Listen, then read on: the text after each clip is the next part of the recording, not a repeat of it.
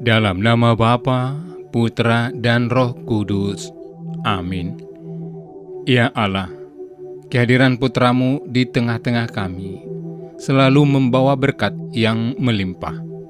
Semoga kami semakin mengagumi dan mengimani Putramu, serta dengan rela hati menjadi utusannya untuk membangun gereja, demi semakin tegaknya kerajaan-Mu di dunia ini. Semoga dengan mendengarkan dan merenungkan sabda-Mu hari ini, kami memperoleh kekuatan untuk menghadapi hidup kami sehari-hari. Demi Kristus, Tuhan dan pengantara kami. Amin.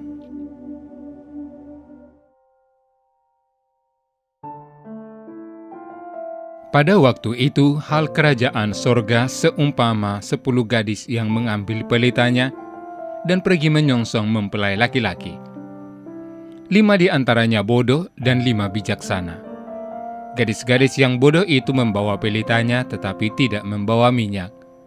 Sedangkan gadis-gadis yang bijaksana itu membawa pelitanya dan juga minyak dalam buli-buli mereka. Tetapi karena mempelai itu lama tidak datang-datang juga, mengantuklah mereka semua lalu tertidur. Waktu tengah malam terdengarlah suara orang berseru, "Mempelai datang, songsonglah dia." Gadis-gadis itu pun bangun semuanya, lalu membereskan pelita mereka. Gadis-gadis yang bodoh berkata kepada gadis-gadis yang bijaksana, "Berikanlah kami sedikit dari minyakmu itu, sebab pelita kami hampir padam." Tapi jawab gadis-gadis yang bijaksana itu, "Tidak, nanti tidak cukup untuk kami dan untuk kamu. Lebih baik kamu pergi kepada penjual minyak dan beli di situ." Akan tetapi waktu mereka sedang pergi untuk membelinya, datanglah mempelai itu, dan mereka yang telah siap sedia masuk bersama-sama dengan dia ke ruang perjamuan kawin. Lalu pintu ditutup. Kemudian datang juga gadis-gadis yang lain itu dan berkata, "Tuan, Tuan, bukakanlah kami pintu." Tetapi ia menjawab, "Aku berkata kepadamu, sesungguhnya aku tidak mengenal kamu.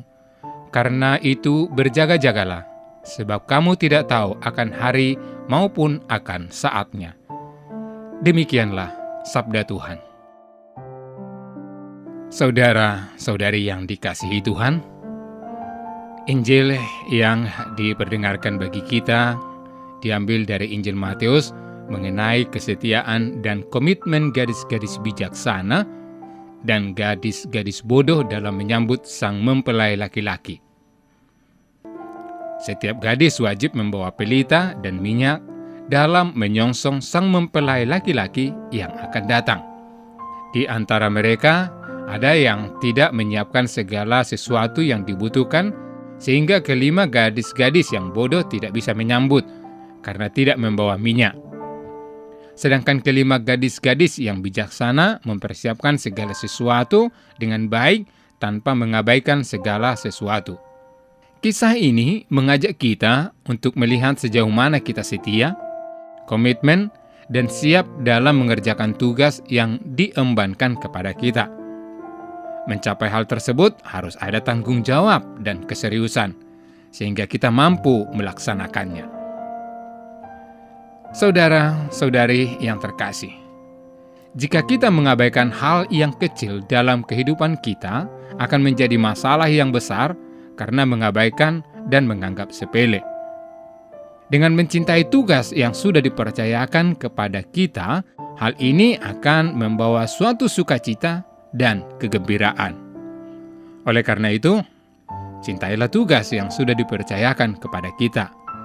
Misalnya, mencintai peran dan tugas kita baik dalam keluarga, masyarakat, sekolah, terkhusus di dalam gereja.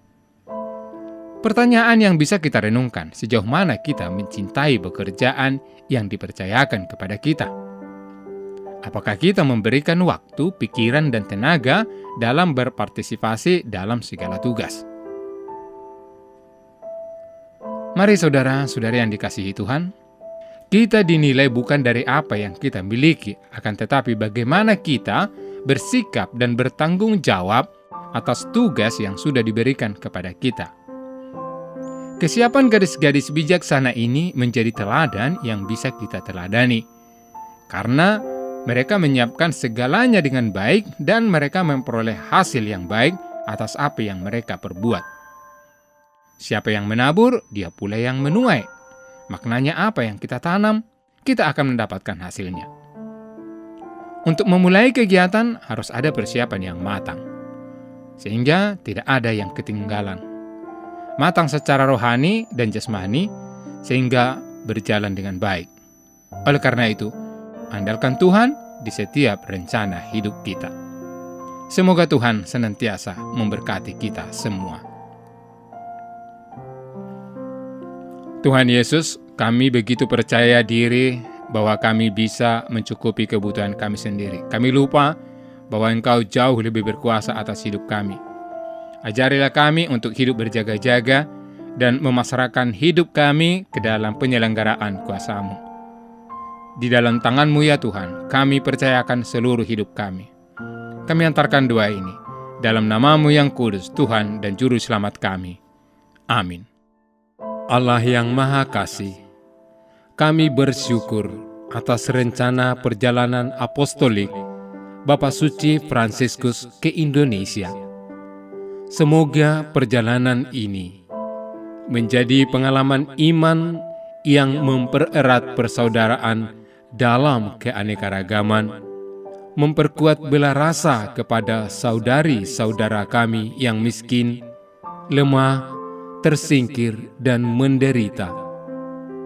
Kami mohon kepadamu, berilah kesehatan yang baik bagi Bapak Suci, agar rencana kedatangannya menjadi berkat bagi gereja dan bangsa Indonesia.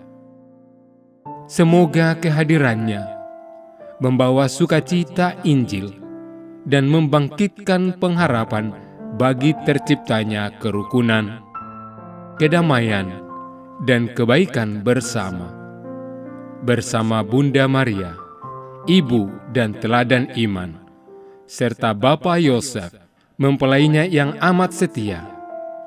Kami serahkan siapapun yang terlibat dalam persiapan dan pelaksanaan kunjungan apostolik Bapak Suci ini ke dalam kuasa kasih-Mu. Dengan pengantaraan Kristus, Tuhan kami. Amin. Dalam nama Bapa, Putra, dan Roh Kudus. Amin.